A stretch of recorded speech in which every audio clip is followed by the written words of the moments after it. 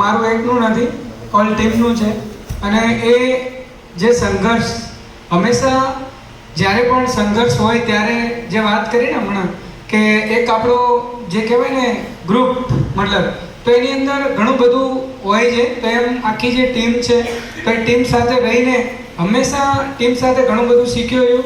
મારા બિઝનેસ કરિયરની શરૂઆત તો નાનપણમાં થઈ ચૂકેલી. 2010માં જ્યારે હું 10મું ધોરણ ભણતો ત્યારે ઘણા બધા અહીંયા મને ઓળખે છે. વિરમજી સર છે, જલાભાઈ, મારા ગામના પણ ઘણા બધા અહીંયા છે જેઓ મને ઓળખે છે. શરૂઆત જ્યારે 2010ની અંદર હું 10મું ધોરણ ભણતો ત્યારે એક બિઝનેસ મેન્ટાલિટીથી જ મારું મેં કરિયર માનેલું કે ભાઈ મારે બિઝનેસમેન જ બનવું છે.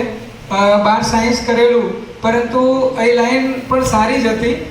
ડૉક્ટર લાઈનમાં જ હું અભ્યાસ કરતો હતો, પરંતુ ત્યાંથી બિઝનેસ લાઈનનું મગજ મારું ત્યારે કન્વર્ટ થઈ ગયું કે એક દિવસ મારા ક્લાસની અંદર સરે વાત કરી કે જો તમે એવું ઈચ્છતા હોય કે તમે ભણી ડિગ્રી લઈને પૈસા કમાશો તો કાલથી ભણવા ન આવતા. તો એ દિવસે મને થોડી વાર પૂરતું એવું લાગ્યું કે સરે આવું કેમ કીધેલું એમ. પછી મને ખ્યાલ આવ્યો કે માત્ર ડિગ્રીથી કશું જ ચાલતું નથી. જો તમારો ખોટા સૂઝ અને તમારી માઇન્ડ શક્તિ સારી હશે, માર્કેટની અંદર જો તમે માર્કેટિંગ સારી રીતે કરી શકો છો તો કરિયર બની શકે છે. તો એ દિવસથી મેં 12th સાયન્સ તો કમ્પ્લીટ કરેલું, પણ માઇન્ડ તો મારું બિઝનેસમાં જ કન્વર્ટ હતું. તો ઘણા બધા બિઝનેસ કર્યા, તમને હું રેકોર્ડ જ નહીં બતાવી શકું, પરંતુ લાસ્ટ જે કહી શકાય કે ભગવાન કર્મનું ફળ બધાને આપે જ છે. તો અહીંયા બેઠેલા દરેક વ્યક્તિ સાથે મેં કંઈક ને કંઈક તો કર્મ કરેલું હતું. ફરી એકવાર બધા સાથે મળવાનો મોકો મળ્યો અને જે કહી શકાય કે મને જે સક્સેસ મળવું જોઈએ એ મળ્યું છે. કારણ કે મારી ઉંમરની મારી એજ છે એ પ્રમાણે જોવા જઈએ તો જે મારું ડ્રીમ હતું કે કચ્છની અંદર મારું પોતાનું ડ્રીમ હાઉસ બને, તો એ પણ બન્યું. તો એ પણ મારા માટે બહુ જ મહત્વનું કહેવાય. કારણ કે આજે હું જ્યારે કચ્છમાં ગયો ત્યારે મારી ઉપર ઘણો બધો કર્જ હતો.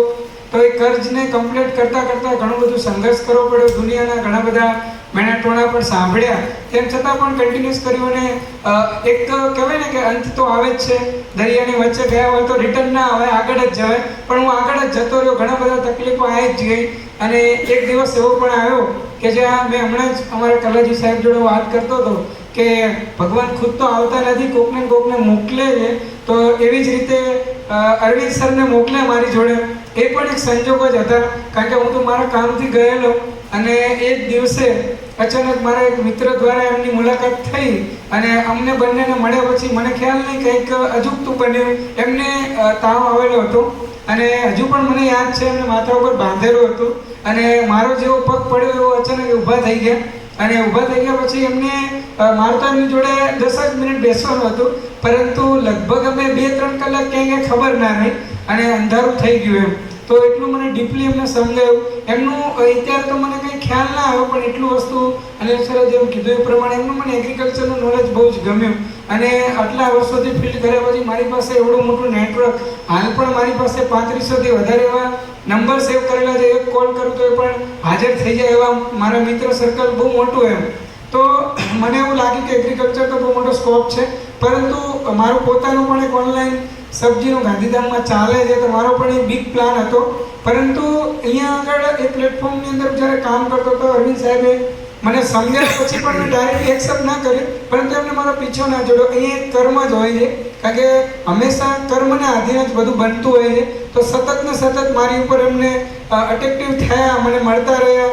અને લાસ્ટમાં તો એવું બન્યું, હું માનતો જ નહોતો. અને મારા મધર ફાધરની પણ ત્યાં જ રહે છે. તો ત્યાં એ રહ્યા અને એમને જે કહેવાય ને કે ખરેખર એમની પોસ્ટ જે પ્રમાણે એ ન રહી શકે એવી જગ્યા ઉપર રહ્યા અને ત્યાં રહીને પણ મને કન્વિન્સ કર્યો અને હેલ્થની અંદર લાવ્યા. અને સ્પેશિયલી આજે જે પણ સક્સેસ છે આ બધાનો તો મોટો ફાળો છે, પરંતુ સ્પેશિયલી અરવિંદ સરનો મોટો ફાળો છે. એમના માટે કોઈ જોરદાર તાળી થઈ. તો thank you Darshan, thank you team, thank you Lakshman sir, management અને સ્પેશિયલી પરમેશ સર. કારણ કે પરમેશ સર મારી અપલાઈન છે અને એમની પાસેથી પણ ઘણું બધું શીખ્યો. કારણ કે મને ક્લોઝ કરતાં એટલું બધું નહોતું ફાવતું. એ ક્લોઝ કરતાં તો હું જોતો હતો, પરંતુ જે કહી શકાય ને કે ભાઈ જ્યાંથી પણ નોલેજ મળે તમારે શીખવું જરૂરી છે. તો શીખતા એમની પાસેથી ઘણું બધું નોલેજ મળ્યું છે. તો સ્પેશિયલી થેન્ક યુ.